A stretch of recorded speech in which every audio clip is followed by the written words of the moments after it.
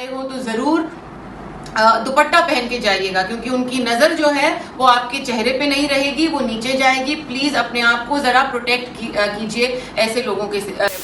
अगर हमारी कंडीशन और the way we are treated, that today I am not being judged by my abilities but what clothes I wear, how I speak, how I conduct myself. महिला पत्रकारों की जो ये कह रही है नो मीन्स नो, मगर कुछ ऐसे मामले भी आ रहे हैं जहां पर एक जर्नलिस्ट या कोई एक राइटर, चेतन भगत का नाम आ रहा है कि वो फ्लर्ट कर रहे हैं किसी के साथ। अब ये बहस हो गई है कि क्या इसे भी मीटू की कैटेगरी में लाया जाए।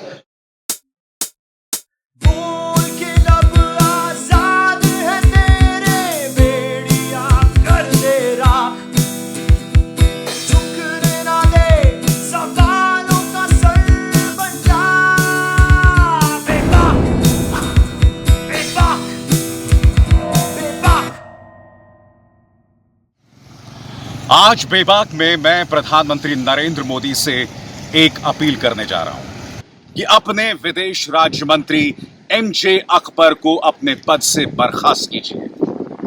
और आप कहेंगे क्यों?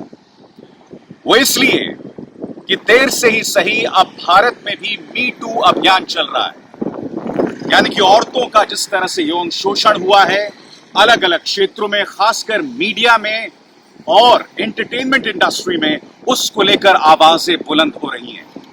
और ऐसे ही कम से कम दर्जन महिला पत्रकारों ने एमजे अकबर के खिलाफ आवाज बुलंद की है। जी हां, एमजे अकबर, जिनके बारे में उनके अपने ही दोस्त अमेरिकी जानकार सदानंद धूमे ने कहा है कि ये भारत के हार्वी विंस्टीन हैं। अब आप में से कुछ लोग कहेंगे कि हार्वी विंस्टीन कौन है?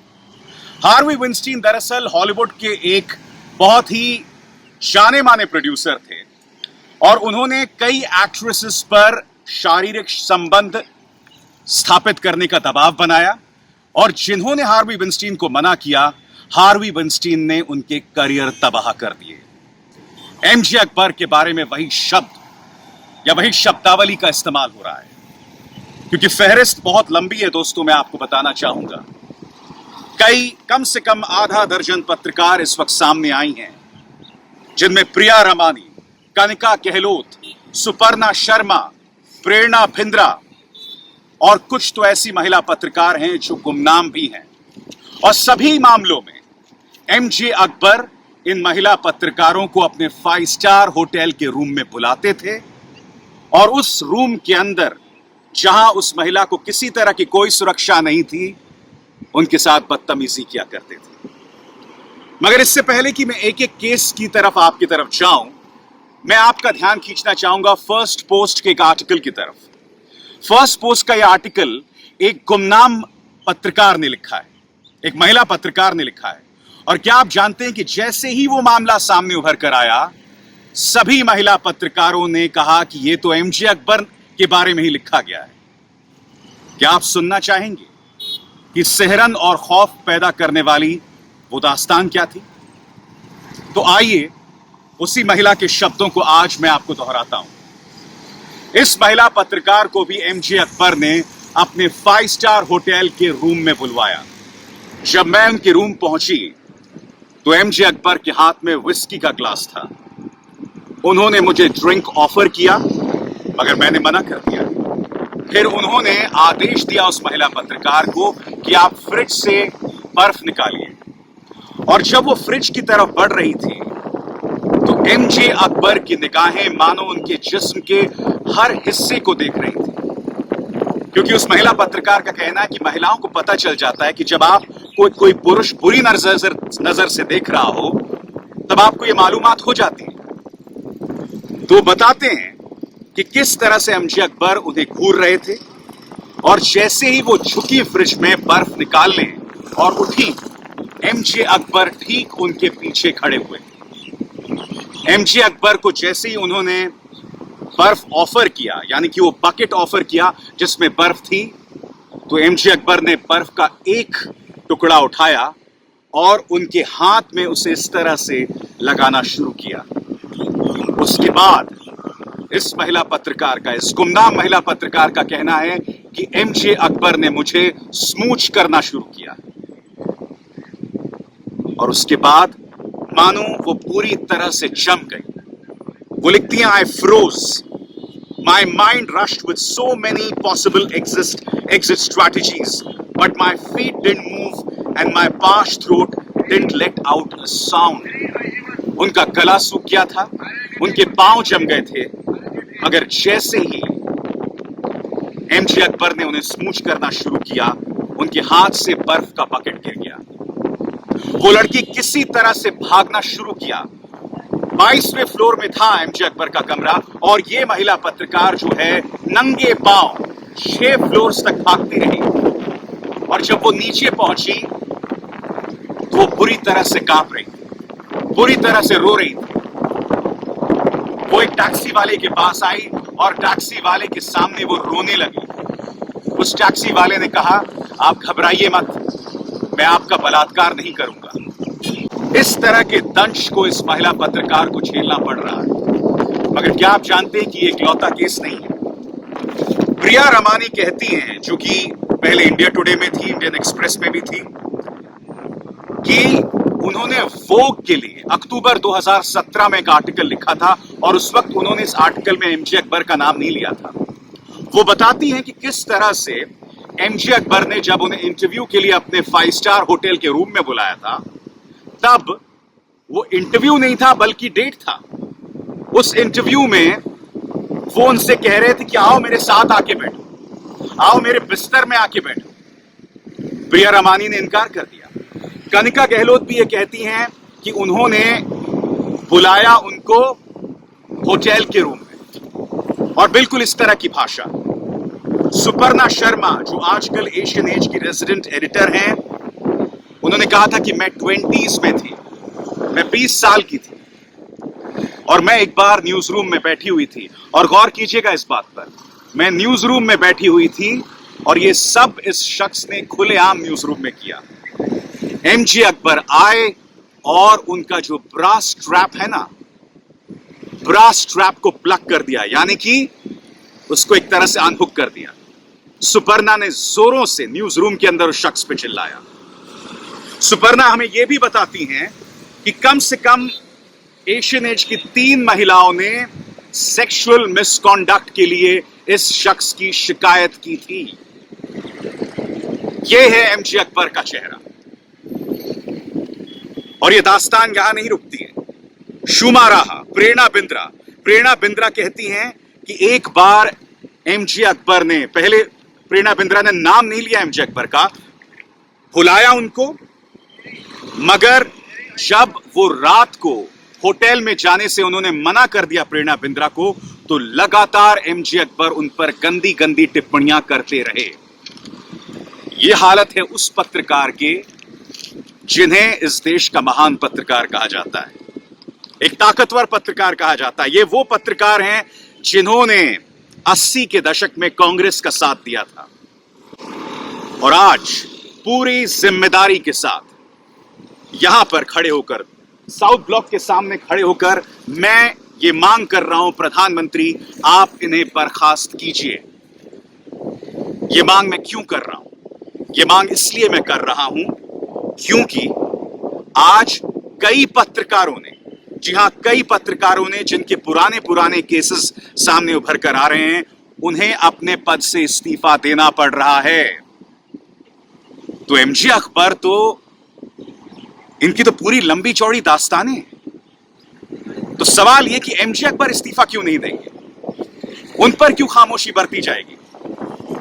क्योंकि मुझे याद है कि विदेश मंत्री सुषमा स्वराज से जब सवाल पूछा गया था, तब उन्होंने इस बात का जवाब नहीं दिया। सवाल यह है कि इस शख्स की जवाबदेही कौन तय करेगा? Please have one question. Ma'am, there are serious allegations leveled against Mr. MJ Akbar. These are sexual harassment allegations. You're a woman minister in charge. Yes, ma'am. Will there at least be an internal probe man? Will there be a probe man on the allegations? तो जाहिर सी बात है, ये जानना बहुत जरूरी हो जाता है कि हम उन महिला पत्रकारों तक पहुंचे जिन्होंने अपनी रिपोर्टिंग के जरिए अपनी मौजूदगी दर्ज कराई है। मैं शुरुआत कर रहा हूं रोहिणी सिंह से। रोहिणी सिंह वो पत्रकार हैं जिन्होंने 2G स्कैम, रॉबर्ट वाड्रा और हाल ही में अमित शाह के बेटे पर जोरदार स्टोरीज की थी। आज मेरे साथ रोहिणी सिंह हैं। रोहिणी, मेरा पहला सवाल आपसे, ये जब मामला आता है एमजे अखबार वाला और आपने पूरा वो अकाउंट पढ़ा होगा, तो पहला ख्याल आपके जहन में क्या आता है? See, अभी सर जब मैंने वो अकाउंट पढ़ा और अब तो 6 women have made a complaint, पढ़ के मुझे बुरा तो लगता ही है, लेकिन उससे ज़्यादा गुस्सा आता है। गुस्सा इसलिए आता है क्योंकि ये इतने सालों से हो रहा है, ये मिस्टर अकबर का behaviour which has gone unchallenged and women are not challenging it because उनको उस समय लगा अगर वो कुछ बोलती, वो मना करती या हल्ला मचाती तो डायरेक्ट इम्पैक्ट उनकी नौकरियों पे पड़ता। इस बात को लेके मुझे गुस्सा आता है और बहुत गुस्सा आता है क्योंकि मुझे लगता है कि जितनी हम बातें करते हैं that there's been so much of progress, there are women CEOs, इतनी डिफेंस मिनिस्टर एक महिला है, लेकिन ये सब फ्रैंकली बहुत कॉस्मेटिक है because at the ground level अगर हमारी कंडीशन और the way we are treated, that today I am not being judged by my abilities but what clothes I wear, how I speak, how I conduct myself, and I think that is very unfortunate and that is something that makes me really angry. Rohini, मैं आपसे ये भी जानना चाहूंगा कि इसी दौरान कई और लोगों के मामले आ रहे हैं, मीडिया में कई लोगों ने स्टेप डाउन तक किया है, मगर कुछ ऐसे मामले भी आ रहे हैं जहां पर एक जर्नलिस्ट या कोई एक राइटर, चेतन भगत का नाम आ रहा है कि वो फ्लर्ट कर रहे हैं किसी के साथ। अब ये एक बहस हो गई है कि क्या इसे भी मीटू की कैटेगरी में लाया जाए, तो do you think there is a need to make a distinction between real cases जहां पर इस तरह से लोगों को टारगेट किया गया है, ये जो दूसरे मामले आ रहे हैं?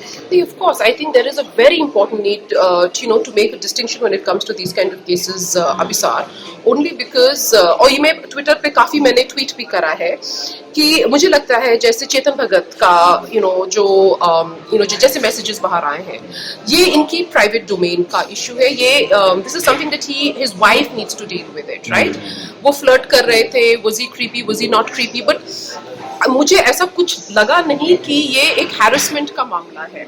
And see men will approach women and women will approach men, और शायद आपको किसी का टेंशन पसंद नहीं आया या अनवांटेड लगे और आपने उसको अगर रिबफ कर दिया, उसके बाद उन्होंने परसिस्ट नहीं करा, तो वो हैरेसमेंट नहीं होता है। एक के बाद एक जिस तरह से महिला पत्रकारों के अकाउंट्स आ रहे हैं कि क्या कुछ उन्हें अपने पत्रकारिता के जीवन में ख़ासकर शुरू के सालों में सहना पड़ा।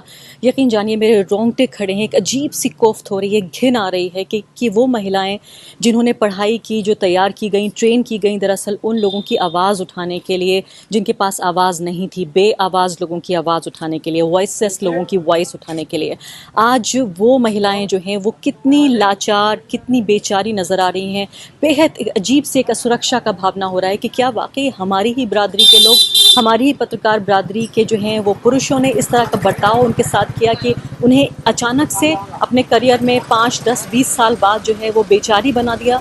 तो साफ तौर पर इस तमाम बेचारगी के अलावा अगर देखा जाए तो एक नई जनरेशन जो उम्मीद नज़र आ रही है, पूरी जो एक होप है, ये पूरा जो मूवमेंट लेकर आया वो ये है कि एक नई जनरेशन, एक पूरी नई पीढ़ी तैयार हुई है महिला पत्रकारों की, जो ये कह रही है नो मीन्स नो, यानी अगर मेरी सहमति नहीं है तो मेरी सहमति के बगैर आप कुछ भी नहीं कर सकते। मैं अपने एक्सपीरियंस में सिर्फ इतना कहना चाहती हूँ, हाँ बहुत से लोग थे, चाहे वो पॉलिटिशियंस हों, चाहे ब्यूरोक्रेट्स हों, चाहे दूसरे जर्नलिस्ट हों जिनके साथ हमने फील्ड में काम किया, जिनके बारे में हमें अक्सर हमारी सीनियर वुमेन जर्नलिस्ट बोला करती थी कि देखो अगर तुम उनसे मिलने जा रहे हो तो ज़रा ध्यान रखना कि आप एक दोनों के बीच में जरूर एक कोई टेबल या कुछ होना चाहिए, उनको अपने बगल में आके बैठने मत देना, या फिर ऐसी जगह में मिलना जहाँ पे और लोग भी हैं, पब्लिक जगह हो या उनके ऑफिस में, घर मत जाना, दुपट्टा पहन के जाइएगा क्योंकि उनकी नजर जो है वो आपके चेहरे पे नहीं रहेगी, वो नीचे जाएगी। प्लीज अपने आप को जरा प्रोटेक्ट कीजिए ऐसे लोगों के से। तो वो सवाल एक बार फिर कि जब अन्य पत्रकार इस्तीफा दे रहे हैं, अपने पदों से नीचे उतर रहे हैं, तो एमजे अकबर को ऐसे कौन से सुरखाब के पर लगे हुए हैं? हम ये नहीं कह रहे हैं कि एमजे अकबर जो है पहली नज़र में दोषी हैं या उन्हें सज़ा होनी चाहिए। हम ये कह रहे हैं कि जो प्रॉपराइटी है वो ये डिमांड करती है कि एमजे अकबर सबसे पहले अपने पद से इस्तीफ़ा दें और उसके बाद एक निष्पक्ष जांच होनी चाहिए। न सिर्फ कि ये पत्रकारिता के लिए ये बेहतर होगा बल्कि ये भारतीय समाज और राजनीति के लिए बेहतर होगा। और शायद इसी तरह से जब हम सबसे बड़े पद पर बैठे हुए जो एक पब्लिक व्यक्ति है उसको जब हम आंसरेबल बनाते हैं, जब उसको जवाबदेह बनाते हैं, तब ये तय होता है कि आप किस तरह का लोकतंत्र स्वतंत्र हैं। लेकिन मैं सिर्फ इतना कहना चाहूंगी कि अगर मीडिया हाउसेस या कॉर्पोरेट्स पर प्रेशर है कि वो अकाउंटेबल रहें, वो इंटरनल कंप्लेंट्स कमिटीज को कॉन्स्टिट्यूट करें, ये सारे कंप्लेंट्स को इन्वेस्टिगेट करें, चाहे वो आज हुई हो या पहले पुराने पिछले सालों की बात है, तो फिर जिस कंपनी के लिए एमजे अकबर काम करते हैं, that is the government of India, शायद उनकी अकाउंटेबिलिटी और ज्यादा होनी चाहिए। वो एक पब्लिक ऑफिशियल हैं आज। मगर अब तो ये बात अखबार के पहले पन्ने पर आ गया है। जी हां, एक तरफ संस्कारी आलोकनाथ हैं जिन पर तारा के राइटर ने बलात्कार का आरोप लगाया, और दूसरी तरफ एमजे अकबर की तस्वीर। अब तो पहले पन्ने में यह बात आ गई। यह मुद्दा यह साबित कर रहा है कि अगर आज एमजे अकबर के खिलाफ कार्रवाई नहीं हुई, इसका अर्थ यह होगा कि कोई ताकतवर आदमी इस देश में कुछ भी कर सकता है। और एमजे अकबर के बारे में यह कहा जाए, इस शख्स ने न सिर्फ इन जघन्य चीजों को, इन शर्मनाक चीजों को अंजाम दिया, बल्कि मैं आपको बता दूं कि एमजे अकबर निहायत ही अवसरवादी व्यक्ति हैं। आपको मैं एक चीज बताने वाला हूं जो आप में से कई लोगों को नहीं पता होगी। आपको याद है ट्रिपल तलाक वाले मुद्दे पर किस तरह से एमजे अकबर ने संसद भवन में भाषण दिया था और सबने बहुत तालियां बजाई थी। उन्होंने कहा था कि मुसलमानों को जो अपनी रूढ़िवादी जो सोच है उसे त्यागना होगा, आगे बढ़ना होगा। उन्होंने ऐसा क्यों कहा था? उन्होंने ऐसा इसलिए कहा था क्योंकि वो मोदी सरकार में मंत्री हैं।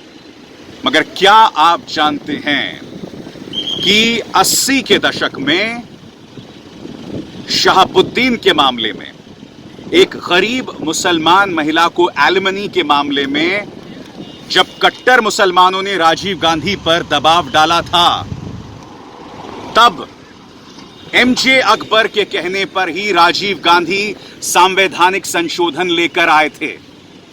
वो एमजे अकबर थे, और ये मैं नहीं कह रहा हूं, प्रधानमंत्री कार्यालय में काम कर रहे वजाहत हबीबुल्ला का कहना है। उनका कहना था कि एमजे अकबर किस तरह से राजीव गांधी के साथ बैठे हुए थे, और वजाहत हबीबुल्ला रूम में प्रवेश करते हैं और उस बैठक में एमजे अकबर कहते हैं कि अगर आपने शाहबानू पर संवैधानिक संशोधन नहीं लेकर आए तो मुसलमान आपसे नाराज हो जाएगा। यह हालत है एक तथाकथित प्रोग्रेसिव मुसलमान का, एक पत्रकार का। यानी कि गरीब मुस्लिम महिला के साथ अत्याचार इसे मंजूर था, मगर इस तरह की सलाह उन्होंने राजीव गांधी को दी। क्यों? क्योंकि उस वक्त आप कांग्रेस के पिछलग्गू थे और आज आप बीजेपी के पिछलग्गू हैं, लिहाजा आप बीजेपी की भाषा में बात कर रहे हैं। तो मैं ये जानना चाहता हूं मोदी जी कि इस तरह का अवसरवादी व्यक्ति, इस तरह का शख्स जिस पर सेक्सुअल हैरेसमेंट के इतने गंभीर आरोप लग रहे हैं, वो आपके लिए नगीना कैसे हो सकता है? वो आपके लिए एसिड कैसे हो सकता है? विचार आपको करना है, और साथ ही विचार करना है हमारे तमाम उन दर्शकों को जो आज बेबाक देख रहे हैं कि क्या सत्ता में मौजूद ऐसे ताकतवर लोगों को बने रहना चाहिए? जवाब आपके पास है।